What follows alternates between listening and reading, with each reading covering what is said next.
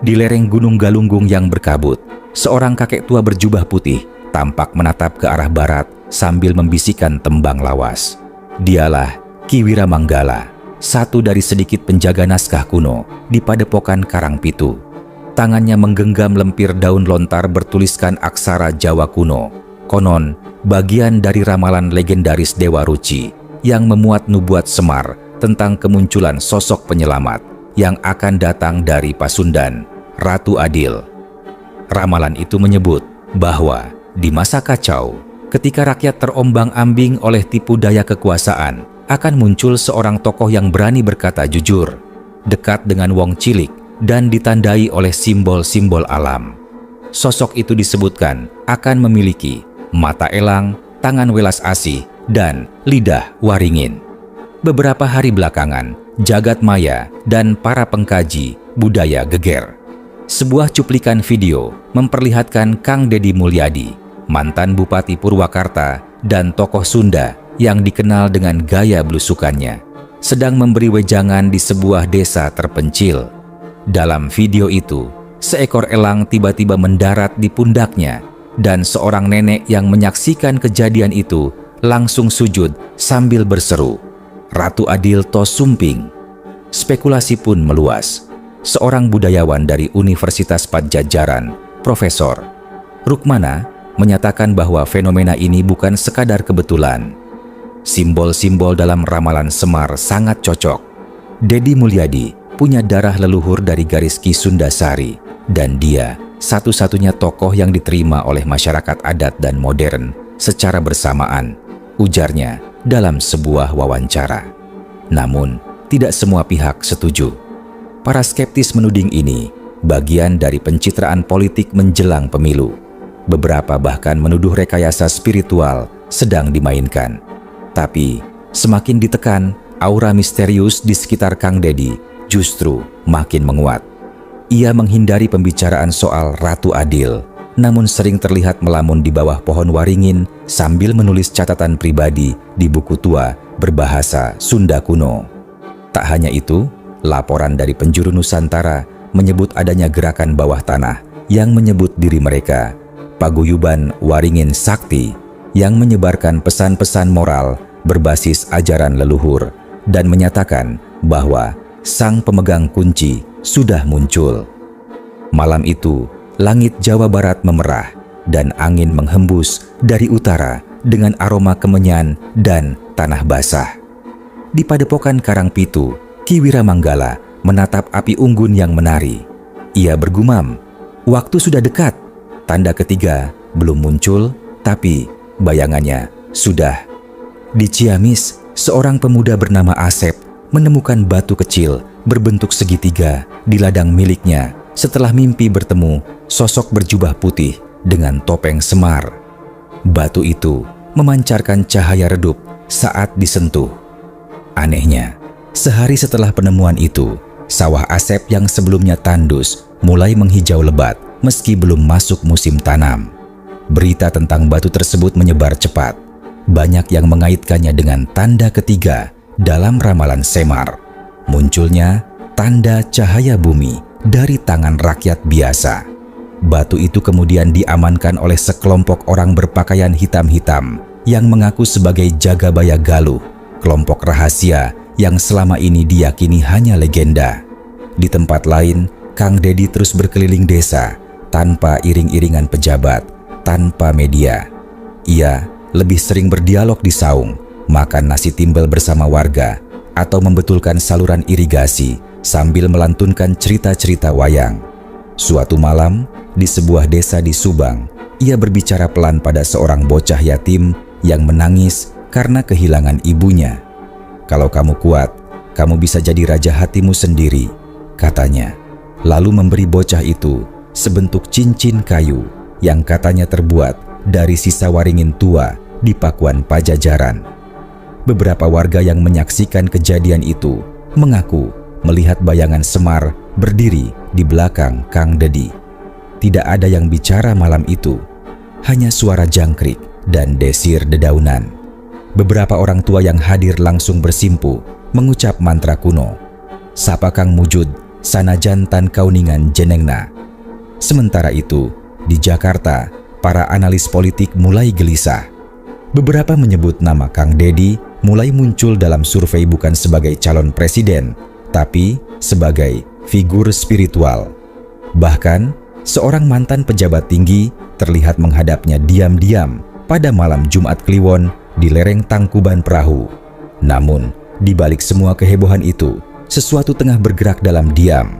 Ada kabar bahwa 3 artefak kuno yang disebut-sebut sebagai perangkat tataning Ratu Adil telah kembali dari tempat persembunyian. Payung Mayangkara, keris naga Puspita, dan suluk langit kembar.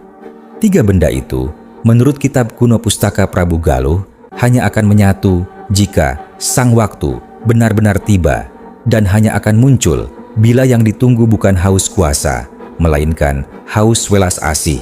Di atas gunung Cakrabuana, kabut tak kunjung sirna. Seekor burung hantu bertengger di puncak pohon, mengawasi keheningan malam.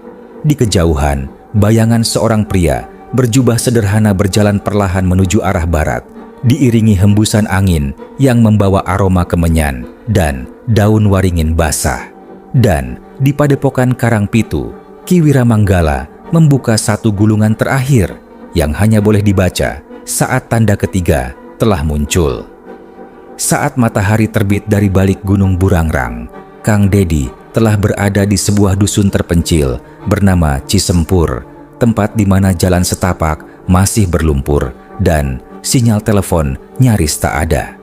Ia datang tanpa pengawalan, hanya ditemani sopir dan 2 orang sahabat lamanya dari masa kecil. Anak-anak kecil yang sedang bermain layangan menghampiri. Mereka tahu, Deddy selalu datang membawa sesuatu, entah cerita, entah harapan. Di salah satu rumah panggung yang hampir roboh, tinggal Mak Emah, janda renta yang hidup sendiri tanpa anak. Sudah 2 bulan terakhir atap rumahnya bocor parah. Ketika hujan, ia tidur di bawah meja kecil yang dialasi tikar anyaman.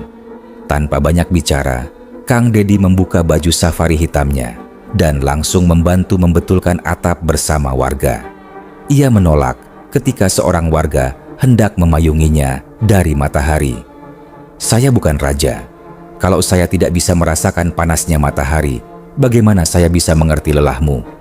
Usai pekerjaan selesai, ia duduk di balai-balai bambu, membuka kotak kecil dari tas lusuhnya, lalu mengeluarkan benda yang membuat Mak Emah menangis. Sepasang sendal kulit dan kain sarung batik tulis. "Dulu, ibu saya suka bikin sarung seperti ini," ujarnya. Saya teringat beliau waktu lihat Mak Emah. Setiap desa yang ia kunjungi seperti mendapatkan secercah cahaya. Tak ada janji politik, tak ada spanduk, tak ada pengeras suara. Hanya percakapan, sentuhan tangan, dan tatapan mata yang hangat. Seorang petani bernama Mang Ujang pernah berkata sambil terisak, "Deddy itu kalau bicara seperti Semar, bisa bikin perut kenyang meski cuma dengar suaranya." Cerita tentang Kang Deddy yang membantu warga membangun jembatan bambu tanpa anggaran pemerintah menyebar cepat. Bahkan ketika seorang anak sekolah kedapatan tidak bisa membayar SPP, ia menuliskan sendiri surat permohonan ke kepala sekolah, lalu menyisipkan uang dalam amplop dengan catatan kecil bertuliskan, "Jangan bilang ini dari saya, ini dari langit lewat tangan manusia." Namun, tak semua melihat kebaikan itu dengan mata jernih. Di balik tembok-tembok kekuasaan, beberapa tokoh merasa risau. Terlalu dicintai rakyat, tapi tidak bisa dikendalikan, bisik salah satu penguasa lama. Mereka mulai menyusun rencana diam-diam, sebab mereka tahu kekuatan sejati bukan pada jabatan, melainkan pada kepercayaan. Sementara itu, di malam hari, Kang Deddy masih menulis di buku tuanya. Ia menuliskan nama-nama orang kecil yang ia temui hari itu, bukan untuk arsip, tapi untuk didoakan. Dan tanpa ia sadari, seorang bocah laki-laki dari desa Wanasari mulai menyalin caranya berjalan, caranya berbicara, bahkan caranya memperbaiki sepatu sobek. Ia berkata kepada ibunya, "Bu, kalau Deddy bisa jadi orang baik dan didengar banyak orang, aku juga bisa." Ya, dan di kejauhan, awan perlahan membentuk bayangan wajah Semar di langit senja. Angin berbisik pelan, membawa suara dari zaman yang nyaris dilupakan.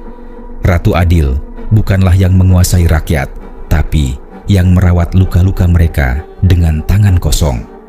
Di pusat kota, tepatnya di ruang rapat bertirai tebal milik sebuah partai besar, suasana memanas.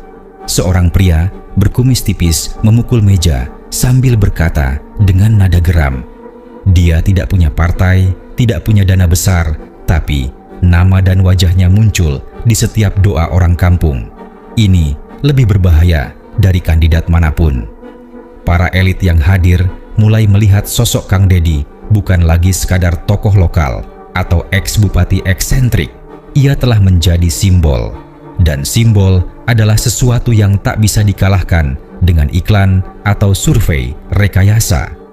Sementara itu, Kang Dedi berada di sebuah desa pesisir yang terancam abrasi. Ia berdiri bersama nelayan-nelayan tua, mencangkul tanah untuk menanam pohon bakau. Saat seorang anak kecil bertanya mengapa ia repot-repot melakukan itu, Kang Dedi tersenyum dan menjawab, "Karena laut dan daratan tidak perlu dibatasi tembok. Mereka cuma butuh penjaga yang mau duduk di antara keduanya." Di tengah kesibukannya, muncul kejadian aneh. Seorang ibu hamil dari desa terpencil mengaku bermimpi didatangi Semar yang berkata, "Anakmu akan lahir di malam Ratu Adil memeluk rakyatnya." Kabar itu menyebar cepat, dan orang-orang mulai menyebut bayi itu sebagai anak langit. Namun, semakin besar gelombang harapan dari rakyat kecil, semakin besar pula gelombang ketakutan dari mereka yang merasa tak lagi dibutuhkan. Beberapa media nasional mulai menggiring narasi bahwa Kang Dedi terlibat jaringan mistik, menyebutnya pemimpin kultus rakyat, bahkan menuduhnya menggunakan ilmu pengasihan untuk menarik simpati. Tapi, semua fitnah itu tidak membekas di hati rakyat. Sebaliknya, mereka semakin melindunginya. Di sebuah malam yang sunyi, di desa Kutanyale, Kang Dedi mendapati puluhan warga diam-diam membangun kembali rumah seorang duda tua yang ambruk diterpa hujan. Ketika ditanya siapa yang menyuruh, mereka hanya menjawab, "Kami cuma meniru A.A. Dedi. Kalau dia bisa tanpa perintah, kami pun bisa." Salah satu kejadian yang membuat publik terdiam adalah ketika Kang Dedi tiba-tiba mengunjungi penjara daerah dan meminta bertemu dengan napi yang dulu pernah mencuri sepedanya semasa kecil. Ia duduk bersama pria itu, menyalaminya, dan berkata, "Saya sudah lama maafkan. Sekarang tinggal kamu maafkan dirimu sendiri." Momen itu terekam diam-diam dan viral. Bahkan para petugas pun menunduk haru. Di luar penjara, seorang wartawan senior berkata, "Saya kira dia cuma tokoh lokal. Tapi ini bukan politisi. Ini pemimpin sejati." Namun di balik semua itu, di ruang bawah tanah gedung tua di Jakarta, sekelompok orang bersorban hitam dan berjubah gelap berkumpul. Mereka adalah sisa-sisa perkumpulan yang dulu percaya bahwa ramalan Ratu Adil hanya mitos. Tapi sekarang mereka gentar. Pemimpin mereka berkata, "Jika ini benar, jika Semar telah membisikkan namanya pada langit, maka waktu kita tinggal sedikit. Kita harus menghentikannya sebelum tanda terakhir muncul." Dan tanda terakhir itu belum ada yang tahu wujudnya. Tapi konon ia hanya bisa muncul ketika rakyat serempak berkata dalam satu suara, "Kami tidak butuh raja. Kami sudah punya pelayan." Di malam yang hening, Kang Dedi berdiri di bawah pohon randu, menatap langit berbintang. Seekor burung elang kembali bertengger di bahunya, dan ia hanya bergumam, "Kalau aku harus jadi Ratu Adil, biarkan aku tetap memakai sandal jepit, agar aku ingat jalan berlumpur yang pernah kulewati." Hari itu, langit di atas tanah Sunda tampak tak biasa. Awan menggulung membentuk pusaran, sementara di bawahnya ribuan rakyat dari berbagai pelosok berkumpul di sebuah lapangan luas yang dulunya hanya ladang kosong. Tak ada panggung megah, tak ada pengeras suara, tak ada bendera partai. Di tengah kerumunan, berdiri seorang pria bersahaja, mengenakan baju hitam polos, celana longgar, dan sandal jepit. Kang Deddy Mulyadi. Ia tak berkata banyak. Ia hanya mendengarkan. Kepada para petani yang menangis karena gagal panen, kepada janda yang dianiaya keadilan, kepada anak muda yang kehilangan arah. Lalu datanglah seorang anak kecil memeluk kakinya dan berkata, "Kalau Bapak pergi, siapa yang akan dengar suara kami?" Kang Deddy menunduk, memeluk anak itu dan berkata, "Pelan, kalian harus belajar mendengar satu sama lain. Karena Ratu Adil bukan satu orang. Ratu Adil adalah kita semua yang mau saling menjaga, saling membela." Di saat yang sama, kabar mengejutkan datang dari pusat kekuasaan. Skandal besar terungkap, membuka kedok jaringan korupsi yang selama ini bersembunyi di balik simbol-simbol negara. Rakyat murka, tapi mereka tidak lagi menuntut balas. Mereka mulai bekerja sama, membangun desanya sendiri, memperbaiki sekolah, menghidupkan pasar tradisional. Tanpa dinobatkan, tanpa pemilu, tanpa gelar, Kang Deddy telah menjadi sesuatu yang lebih dari sekadar pemimpin. Ia menjadi cermin. Cermin bagi rakyat untuk melihat kekuatan sejatinya sendiri. Beberapa bulan kemudian, ia mundur dari semua jabatan publik. Ia kembali ke desa, membuka perpustakaan bambu, dan mengajar anak-anak menulis aksara Sunda dan menanam pohon. Tidak ada media yang meliput, tidak ada penghargaan. Tapi setiap malam, suara gamelan lembu terdengar dari rumahnya, seolah Semar tengah tersenyum di antara bayang-bayang pohon waringin. Pesan moral untuk pemirsa. Seorang pemimpin sejati tidak dilahirkan oleh suara terbanyak, tapi oleh kesediaannya untuk berjalan bersama rakyat yang paling sunyi.